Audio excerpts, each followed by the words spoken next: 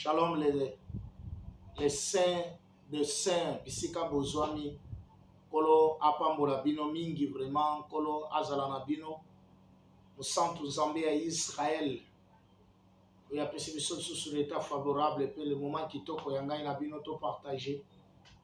Bisika bozwami pour la grâce de Dieu. Bien-aimé, nayebi ke ta ebele ozolanda toujours biso na kati na YouTube, la télévision, oyo toutefois nalobaka vraiment que bosandere massivement pour te grâce na Nzambe ezala vraiment katikati na biso ekozala malamu mingi. Yango nasengi vraiment que bolamu na Nzambe ebikela biso bisika nyonso tozali. Bien-aimé, les saints d'Israël basantu nyonso na kati na mokili obokozwa biso temps le moment favorable ya kolanda prédication oyo sur la vie de sainteté na kati ya basantu oyo tobanda pe tolobelaka pe kozwa yango na lolenge ebele, puisque tant tozomona vie ya Christ oyo ezali vie ya sainteté, oyo ezali vie ya sanctification oyo alakisa biso pe atikela biso lokola badisciple oyo tozolanda Christ kati na nzela oyo atambola, biso lokola bana oyo nkolo atika akita mpona ntina koya kopesa bomoi kati na biso, toujours toza na nsima na ye na matambe oyo nkolo atambola pe kolakisa pe mpona komonisa biso ke totambola elongo na ye pe tozala elongo na ye. Yango nazopambola libota na nkolo vraiment mosantu landanga malamu katikati na partage ya parole oyo ezali parole de vie ekochange bomoi na bisika nyonso oyo ozali kolandisa oyo ozolanda biso. Bien-aimé, Nzambe ya pambolo lisusu lelo tolingi topartage moke na kati na mokanda ya Luc chapitre 5 verset 12 en premier verset, écriture ezoloba nini. Mutu ya mokanda elobi Jésus chassa les démons à Gadara, Girsia. Il arrivera sur l'autre bord de la mer dans le pays de Gadara, la Gadaranien. Aussitôt que Jésus fit lors de la barque, il vit au-devant de lui un homme sortant des sépulcres et possédé d'un esprit impur. Cet homme avait de demeure dans le sépulcre et personne ne pouvait puis le lier même avec un chêne, car souvent il avait le fer aux pieds, avait été lié de chaînes, mais il n'avait rompu des chaînes brisées, les fers, personne n'avait la force de d'opter. Il était sans cesse nuit et jour dans le sépulcre et sur la montagne, et criant et se maîtrisant avec des pierres. Ayant vu Jésus loin, et il courut, prosternant devant lui, et s'écria d'une voix forte: qu'y a-t-il entre moi et toi, Jésus, fils de Dieu très haut? J'entends injurie au nom de Dieu. Ne me tourmentez pas, car Jésus lui disait: sors de cet homme, esprit impie. Et il lui demandait: quel est ton nom? Légion est mon nom, lui répondit-il, car nous sommes plusieurs. Et il prie, et instamment de ne pas m'envoyer hors du pays. Il y avait là vers la montagne un grand troupe de pourceaux qui pesait. Et les démons les prirent, disant: envoyez-nous de ces pourceaux afin que nous mourions à eux. Et il leur permit, et l'esprit impur sortira, entra dans les pourceaux et le pourceau se précipitait des pentes escarpées dans les mers. Il y avait environ 2000. Il se noyait dans la mer. Ce qu'il faisait, Petre le fuyant et répandit la nouvelle dans la ville et dans les campagnes. Les gens allèrent voir ce qui était arrivé auprès de Jésus et ils virent des démoniaques, celui qui avait eu la légion, assis, vêtu dans son bon sang, ils firent saisir des frères. Kolo a pambola biso bien aimé, nous ambe oya zopesa biso lisusu mayele pe bwanya ya koyoka prédication oyo, ya koyoka lisusu kozwa vie oyo. Bien aimé, tozomona ndeko moko na mboka ya César, wapi ndeko oyo azaki liboma, ndeko oyo mutu oyo Gadara na pays ya Gadarien azalaki mutu moko mutu na liboma.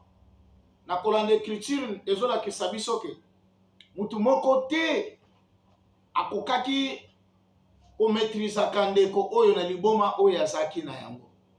Pourquoi? Puisque alaki fort, alaki makasi mingi, alaki kobeta, kodétruire, kosala bisalasala boyebi liboma ndenge ezalaka. Etindaki yeke akende kovanda wapi? Akende kovanda na basimetiere bisika oyo atiaki demere na ye. Oko comprendre cimetière eza pe bisika ya mabe, bisika oyo bawei bazalaka, bisika bakundaka bango. Que les mêmes esprits wana esepeli evanda puisque liye kokaki kozala ezalaki kuna. Bien aimé balobi ke nzela wana bato bazali kokoka lisusu kolekela yango te. Nakanisi même kokende kokunda mutu soki mutu akufi na mboka wana nayebi te kokunda ezalaka ndenge nini, puisque mutu ya liboma wana azwaki deja terrain wana, azwaki kote wana esika azalaki korenye, bisika oyo avandaki mpona kodétruire vie ya bato, mpona kodétruire vie ya mutu nyonso oyo akoleka kobeta kozokisa. Écriture eyebisi nga boye, elobi bien aimé, elobi ke azali kolala te jour ou nuit, kosala toujours des désordres, kokriaka ye moko azose maîtriser la mabanga, sali azomizokisa lisusu na nzoto na ye moko eke azoyoka bapota wana te. Pourquoi azoyoka te? Puisque azalaki animé na baesprit mauvais et les esprits ezalaki kati na ye. Elobi nini? Tosalir légion, légion c'est-à-dire ebele, toza ebele lolenge bazalaki ebele, c'est-à-dire que force ya badémon wana eze koanime corps ya ndeko oyo azalaki na ye autrefois malamu, mais liboma ye kokota ye, puisque mutu azobotamaka liboma te. Liboma eza maladi, c'est un esprit ezwa kokota na kati na mutu. Toutefois ntango mutu azali liboma ezoyela ye, koyela ye na sens nini? Liboma ezoyela ye ntango mosusu na nzela ya koyiba, ntango mosusu na mosala mabe osalaki, ntango mosusu lolenge oyo osalelaki, eke l'esprit mauvais eke kokota mpona kodétruire vie na yo, eke mundeko wana azalaki malamu mais azwi kokoma mabe à cause ya milimo mabe mpe akomi kobengama liboma. Alors liboma oyo ezwaki ye, ndeko vraiment ake kose réfugie na kati na cimetière. Yango wana écriture ezoloba boye bien aimé, mutu akoki koleka ye te, bisika wana bato bakoki koleka lisusu te. Et toutefois bato mosusu bazali koya kutu kozwa ye, bakangi ye basinga balie na makolo mpe na maboko, mais ye azali kokata yango, ezali kosala eloko moko te, ni kolongola liboma na ye, ni komaîtrize ye ke asala nyonso, puisque bato bazali koluka bamaîtrize ye, mais na kati na basinga oyo kokopesa mpe vite. Au contraire, ntango bazokanga ye basinga ezopesa esu kanda makasi, eya ozwa kanda azosilika, wapi lisusu azokata lisu bashene wana, mpe wapi esika azodétruire yango, wapi esika azozwa susu makasi ya kobebisa oyo ezalaki koya mpona kopesa ye ntango mosusu vie mpe mwa kimia katikati na ye. Bien aimé, ezala mutu mususu te oyo akosilisa maladi kati na yo, eza mutu mususu te oyo akolongola liboma kati na yo.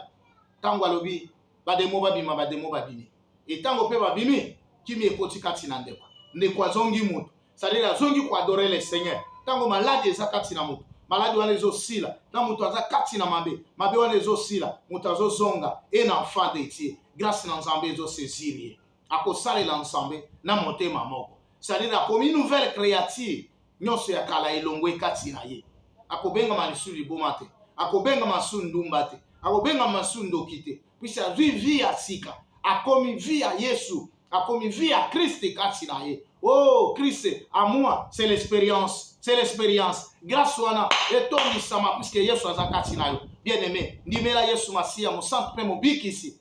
Sois guéri. Au nom de Jésus-Christ, grâce à l'ensemble, ebikela yo. Ebikela yo, bien-aimé. L'ensemble est allé à la kati na Luanda. Casquel, entre Casquel, Populaire, voilà les ana kati où ils allaient terrasser.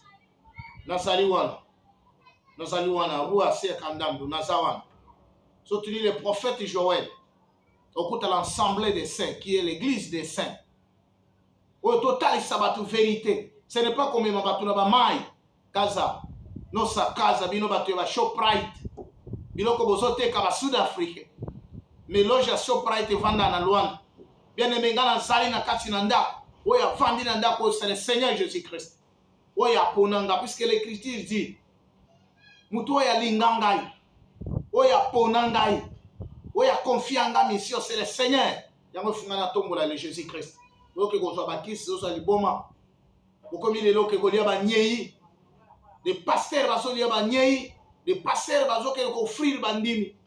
Oko somba batu pona tine to somba mutuka. Yo le kiba civil bazana mituka ba pain. Bazana ba avion, pasteur nini azana ba avion. Passer ni nazana train, passer ni nazana bateau, bien aimé, bozo mikosa, boko sala vraiment éliminer année oyo, soki bo bongoli motema te, Seigneur a ko frapper bino, boko sala vraiment frappé par la malédiction, o bozo ke na boko sabana ensemble, bokili mobimba yo Congo démocratique landangai, plusieurs des pasteurs mais des faux pasteurs. Aux démonsiciens, parce qu'il y a Gégé, le Seigneur a sorti dans la caractère de la Congo démocratique. Un homme puissant, j'ai quitté la Bible. Pour la côté de Sabino, c'est qui est la vérité et la grâce de Dieu. Tout ça, on a été pour prêcher la réalité de Jésus. Mais moi, je prêche la vérité de Jésus-Christ. Ce qui est vrai, puisque c'est lui qui est. C'est le Seigneur Jésus-Christ. Il y a un bon de la nous avons un homme de Dieu comme le pasteur Edmond Malange qui prêche la parole de Dieu. Ça, à quel côté là, oyoye à ça.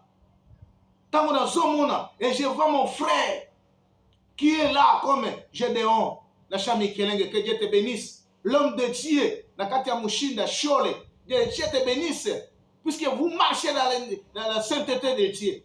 Et prêche aussi la parole de Dieu. Et ceux qui viennent dans le Congo démocratique, vous avez un côté à Sangomalam. Mais les lélo oyo Congo na bino ebonga. Mais à cause ya mabe, à cause ya politique bokoti si na moto. Bokomi kutu bokoti sana mabe lisusu na politique. Ole botike la politique ba politicien ba salela ya. Pour vous entrer là, pour dérober, pour détruire aussi même le pays.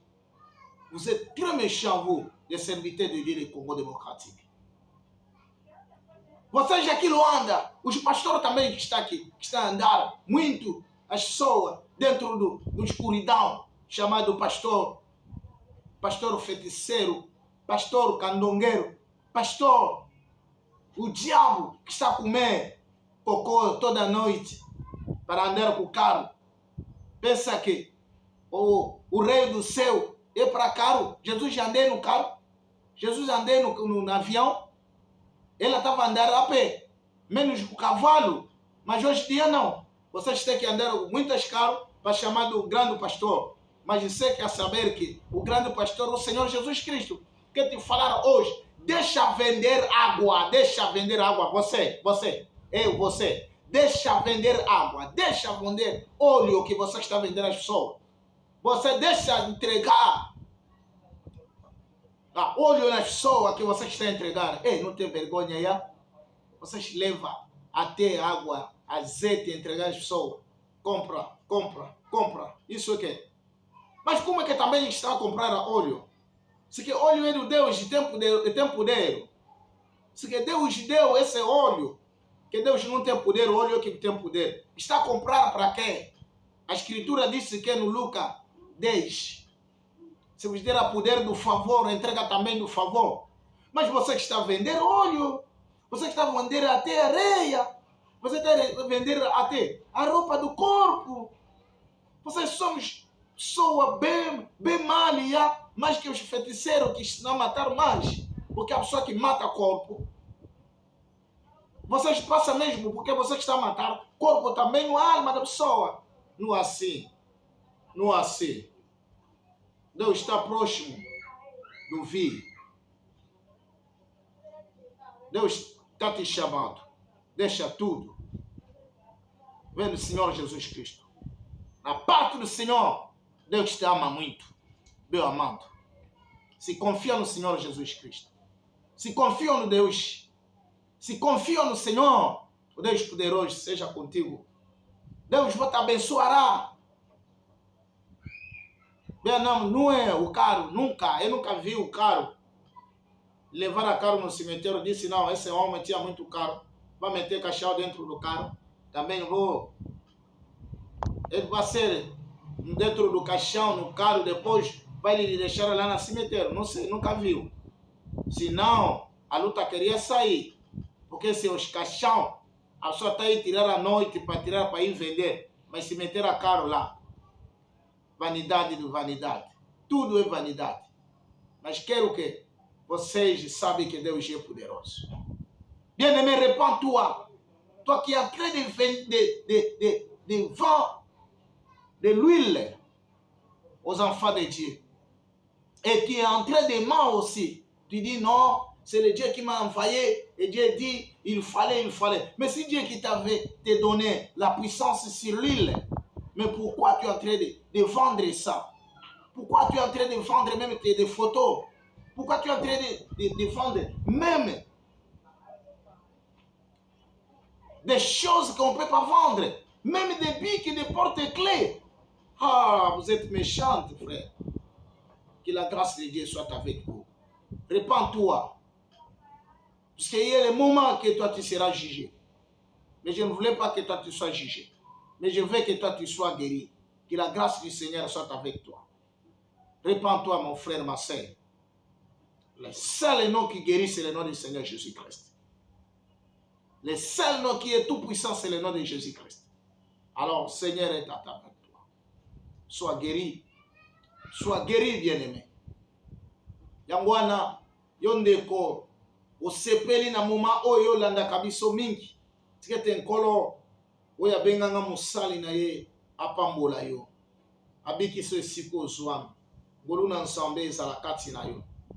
Bien-aimé, kokota te na kati na ndako ya mutu. Oyo biloko nyonso eza biloko ya libanda. Nzambe alobini na Deutéronome ebiso isa. Na kotinda prophète kati na bino. Même asali bikama, asali de miracle. Mais soki alakisi bino nzambe mususu. Boya ye, ezanga ina meki bino. Mais bino lelo bozo epame bato oyo bazosala bino biloko wana. Pourquoi? Okoti na église babiki somba na photo ya mutu. Botika koyeba te l'écriture ezo déclarer que mutu akoki kofukamela image ta ye te. Botika na kotanga te. Bokoki koadore te, bokoki kocompare image ta ye na le Seigneur te. Botika na kotanga te, frère. Mutu azo na mabele nzoto apesaka bino. Mutu azo toka ça c'est le diable qui est en train de faire. Mais yo en tant que mwana na nzambe, na conseil, sois guéri. Sois guéri au nom du Seigneur Jésus-Christ. Parole oyo, exhorté yo ekota vika tina bomo ina yo. Lelo lobi bien na libela. Yo ndekoza na France, ndekoza na Poto, ndekoza na États-Unis, ndekoza na Afrique, ou partout que tu es, la grâce de Dieu ebikisa yo na kombo na Yesu. Maladie eza kati na mbete hôpital. Olandaka biso butu lokola moi. Dans le nom de Jésus-Christ. Grâce na ensemble ezali corona. Zambewana Asungape à protéger dans le nom du Seigneur Jésus-Christ. Amen. Merci. Dieu vous bénisse. Église et Sali et l'ensemble des saints.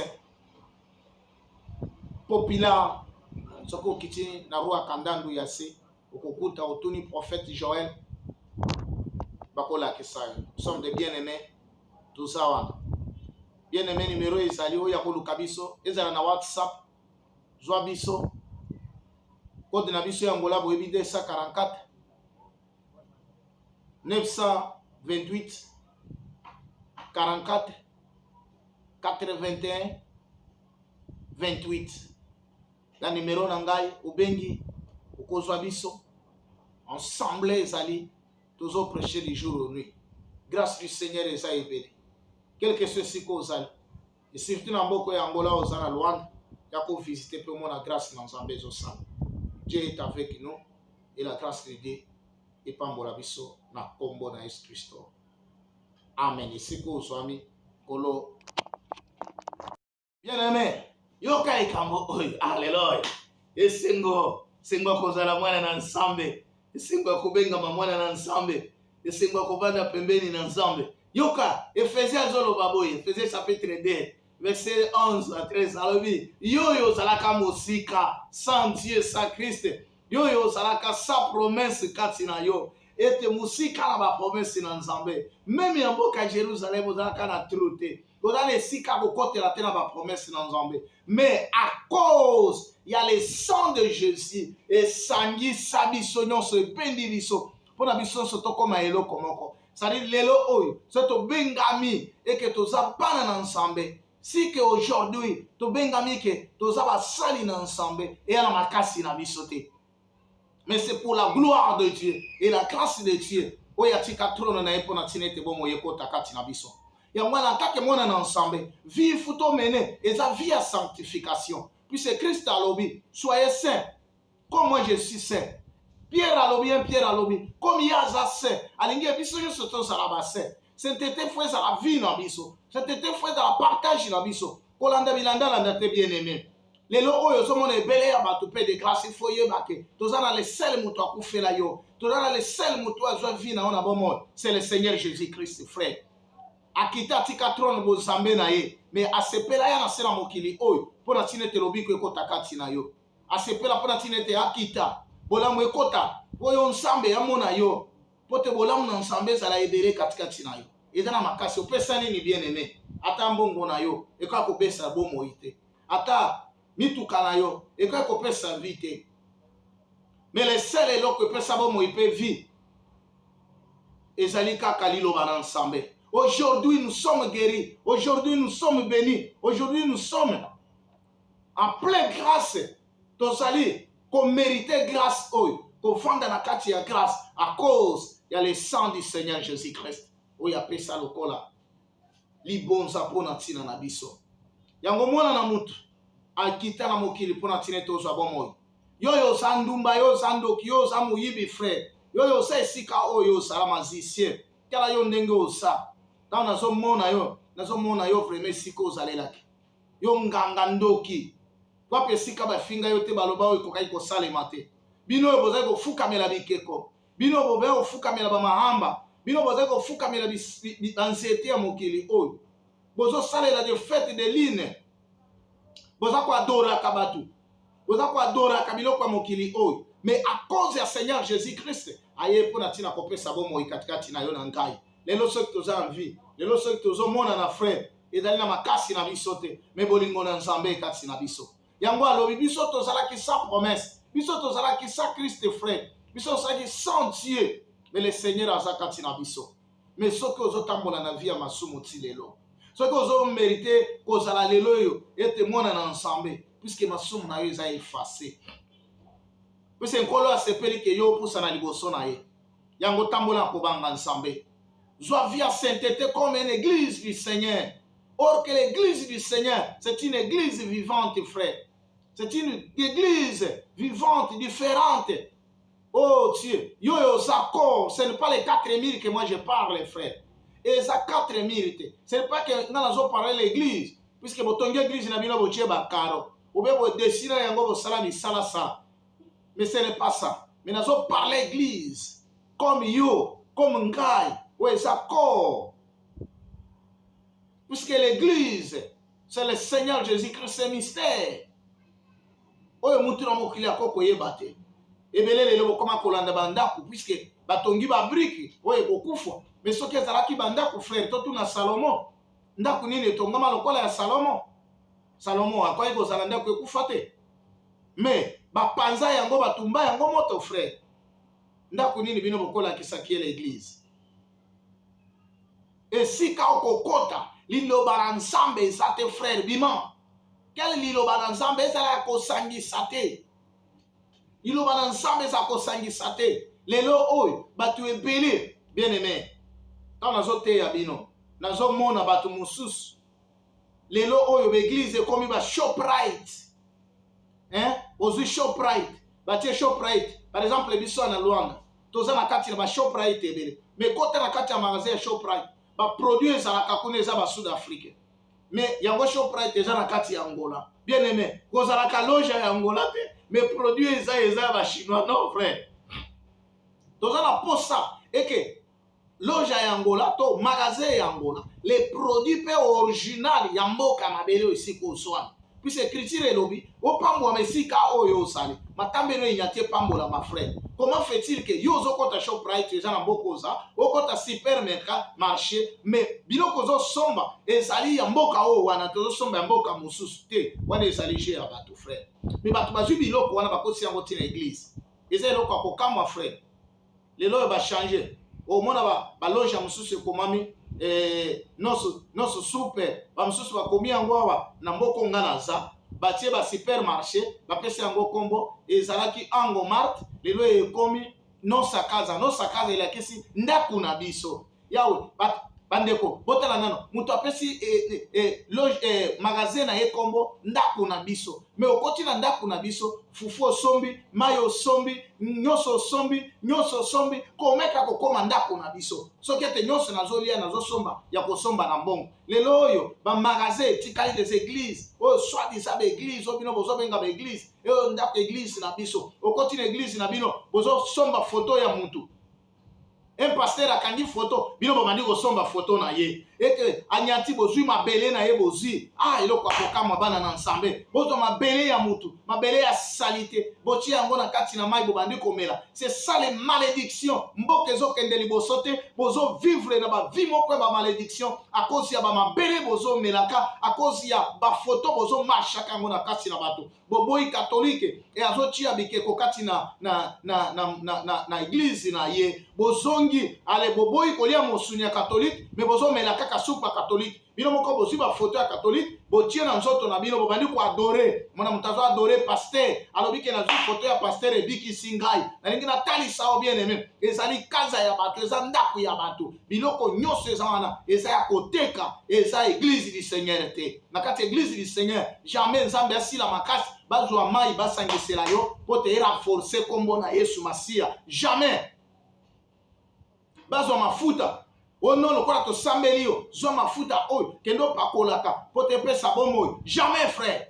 Jamais. Oh zo loko songolo pakala, poto tambola nango kenanda mungwa. Satana melaka mungwa te, bademu baliaka mungwa te, bandoki baliaka mungwa te, nene lobi ba melaka maite. Batambola na mabele oyote, les seuls noms, ouais, puis qui sait sa vie, c'est le nom du Seigneur Jésus-Christ. Yamwana nazo tali sur le Seigneur, le Dieu de tout puissant, ouais, yatika trône, ayana sena mokili o, pona sinete lobiko, e pota kati na yo na ngai. So tozo benga mabana na ensemble, lobiko eza kati na biso. Totika ba notre casa, totika biloko pamba, totika bisika oyo, batu bazome mabiso, mais totambola digne de la grâce du Seigneur, to sala ce qui est la volonté de Dieu, ngolu na ensemble za likolo na biso. Oui mon frère, ma sœur, na kati na prédication, zala lokole une église glorieuse, zala une église sainte, zala une église oye sali, sanctifié pe sa gloire et pas nankolo, mais kolanda batute, ko somba mafuta te, ko somba mungu te, ko somba eloko songolo te, ko nyata moto te, ko sala eloko moko te, les seuls noms qui guérit, oye zala nguya pe na puissance, c'est le nom du Seigneur Jésus-Christ. Angomoni mokili, etoni samina makila coronavirus. Yango yo lelo diable azali komeka bino bozala nguya pe makokiti ya kotelema mai na bino esawa mafuta na bino esawa minga nazo talisa yo na kati ya prédication même tu es et que na kati na corona même tu es où et tu es atteint avec un coronavirus dans ton corps et si tu sois Jésus-Christ comme le sauveur et tu seras guéri bien-aimé et tu seras guéri que la grâce du Seigneur sera avec toi. Tu sois guéri maintenant, sois guéri aussi. Car je prêche, ce n'est pas moi qui prêche, c'est le Seigneur Jésus-Christ à moi. Puisque l'Écriture déclare, ce n'est pas moi qui vis, c'est Christ qui vit à moi. Comme un homme de Dieu, je déclare à toi que toi tu es là, et tu dors, et tu es maladie. Et je sais une chose, avec le nom de Jésus-Christ, que je te dis, sois guéri au nom du Seigneur Jésus-Christ. La grâce du Seigneur est la colonne. Bika la combo na Yesu. Bon zambe tonda katina yo. Puisque bolam na kolo esa katina. Yango ana. Bakoy ko pesa vite Yesu yana mokili pona biso batu mabe. Bolamu na ye lelo epesa biso bomo. Bolamu na ye yango lelo tozo bikela. Bolamu na ye yango tobengami basali na ye. Yango natindeli yo. Na bike deuxième nango, troisième nango ekozala. Bokota. Kota na YouTube. Kota na YouTube. Beta kaka prophète des nations.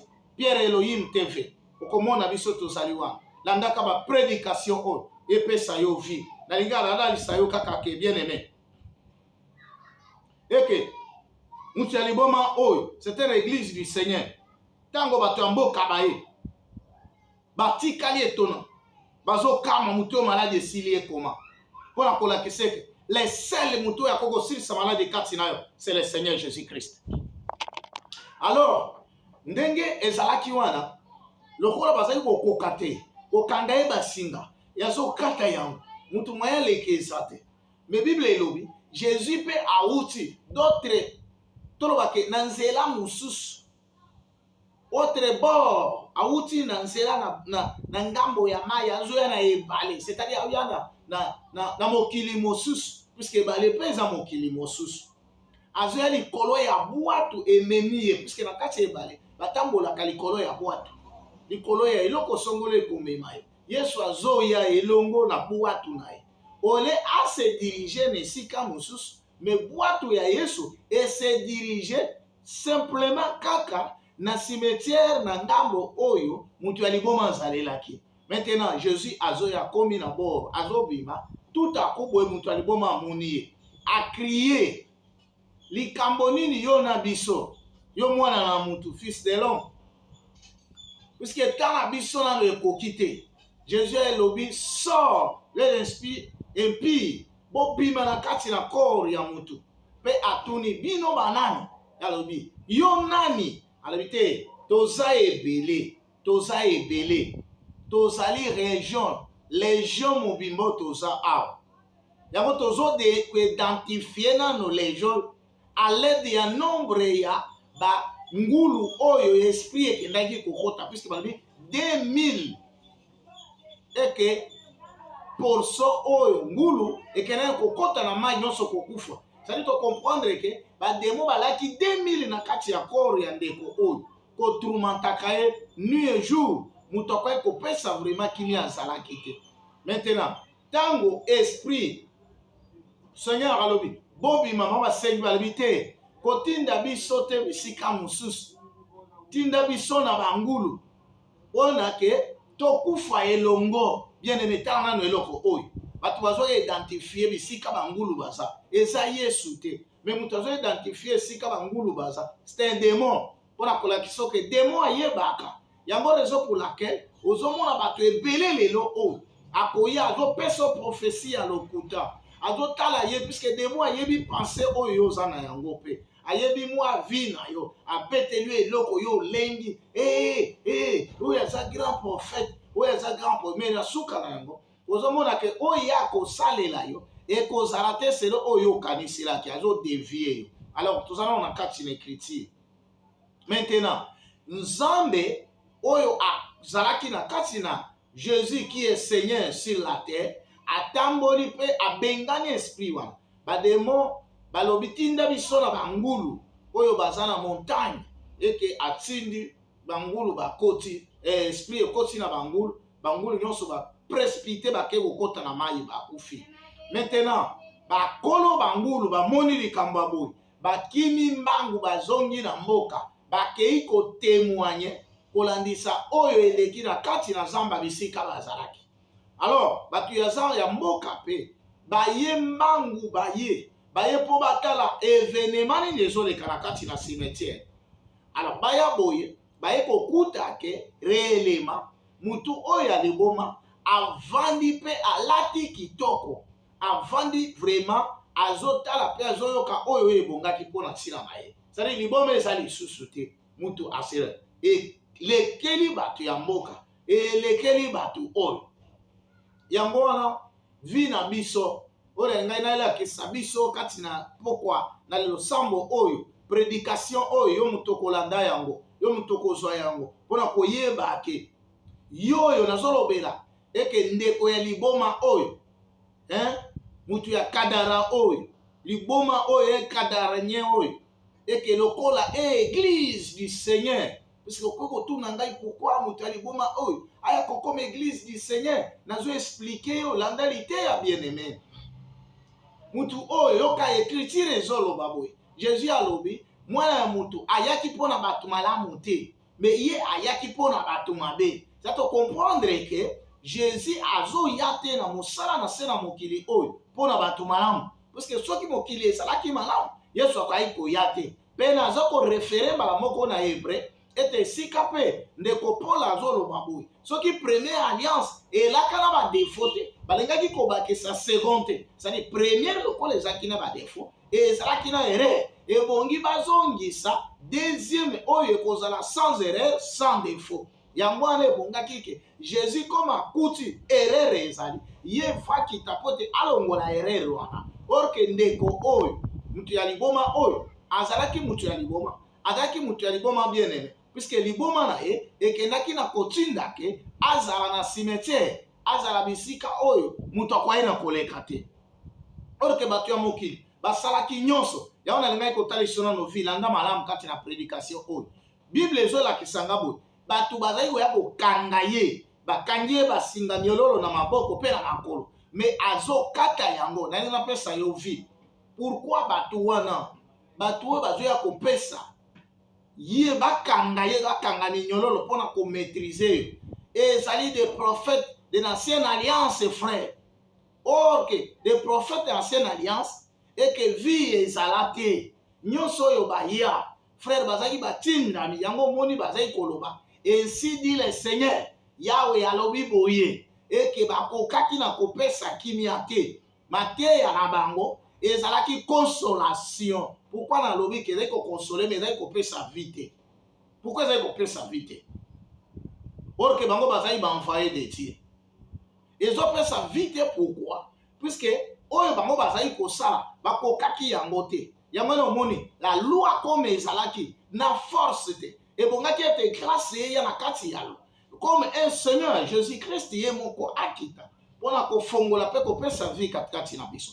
Yango na omoni ke ndeko oyo bandeko oyo bazalaki ya kokanga ye basinga ezalaki baprofete bazali koya balobi basali nyonso bomoi ekwai kokota te. Au contraire écriture na Isaïe azoyebisa biso boye alobi ke Abraham notre père kutu ayebaki biso te, Moïse kutu ignora mpona biso, mais c'est toi le seul le Seigneur. C'est-à-dire que bongi ete lokola Abraham ayeba biso te, Moïse kutu ignore mpona biso, c'est-à-dire ye kutu kara ekwai kosimba eloko te. Or que des prophètes nyonso baya bakwai kopesa vie te kati na ndeko oyo libomo ezalaki kati na ndeko oyo ekwai kozwa vie te. Alléluia. Mais maintenant, ebongi ete mutu moko ifo akita, c'est le l'homme de Galilée, Jésus-Christ de Nazareth. Jésus tango azokita bien-aimé akiti. Alléluia. Azokita kokita kiti atali alobi te ngana okende nzela mosusu te, nzela ngana ye na mokili ezali mpona mabe. Bien-aimé akiti na mabe na yo po te ozwa bomoi. Si aujourd'hui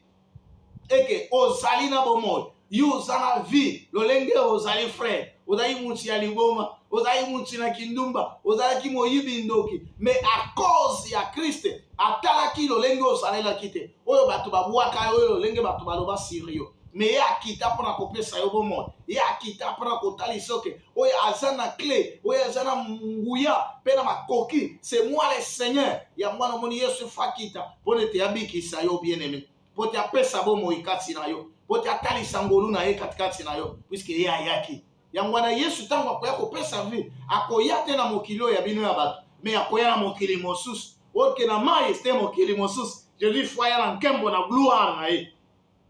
Maintenant nazozwa boîte oyo emeni Yesu lokola nkembo gloire puisque Jésus foya na gloire yango wana ange azoyebisa Marie alobi Marie zemi oyo kozwa ata oyebi mobali te mais nkembo na Nzambe ekozipa yo lokola lipata. Ok, nkembo ezipaka mwasi, c'est la gloire de Dieu, c'est la puissance divine. Kambana ezo zipa Marie, pote Marie abota mwana na kombo ya Emmanuel, mwana oyo akozala Dieu au milieu ya libota. Nzambe ya bala mazala biso. Bien aimé, ayi kotali so eloko moko. Lolenge osa, lolenge pe okoza, lolenge pe osali. Mutu mususu azate, oyo azala nkembo pe na nguya, si c'était que le Seigneur Jésus-Christ. Nde omoni ndeko oyo liboma elongwe puisque Jérémie akoki kopesa vie te, Abraham akoki kopesa vie te, Moïse akoki kopesa vie te, Isaïe akoki kopesa vie te, baprofete nyonso bakoki kopesa vie te, mais oyo ayaki kopesa vie epai ya ndeko oyo liboma elongwe bademo babimi kati na ye vie ezwa changement kati na ye avandi mpe na bato c'est le Seigneur Jésus-Christ. Tango aye na gloire aye pona kopesa bomo ikati na yo ndenge ozolanda prédication oyo okolanda ngo na YouTube okolanda ngo na bisika nyonso bien aimé yebake na nzela na yo te mais à cause ya Christ lobo yezo kota kati na biso. Alléluia.